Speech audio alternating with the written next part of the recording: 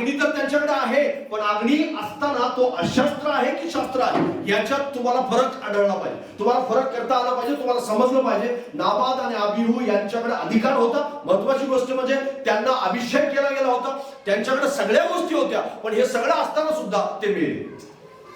सगळं असताना सुद्धा अधिकार होता, अभिषेक ठेवला होता, त्यांना वस्त्र घालण्यात आलेलं होतं, आत येण्याची परमिशन सुद्धा होती, सगळं काही होतं, पण ते मरण पावण्याचं काही कारण नव्हतं. पण मरण पावण्याचं काही कारण होतं का? मरण पावण्याचं काहीही कारण नव्हतं. आणि ते जाऊ शकत होते आतमध्ये, धुपाटणे घेऊन जाऊ शकत होते, कारण त्यांना मोशेची आणि आरोनाची परमिशन घ्यायची पण काही गरज नव्हती. ते सहज जाऊ शकत होते, सहज आतमध्ये येऊ शकत होते. पण परमिशन असताना सुद्धा ते मरण पावले, कारण त्याचा अग्नी मात्र शस्त्र होता.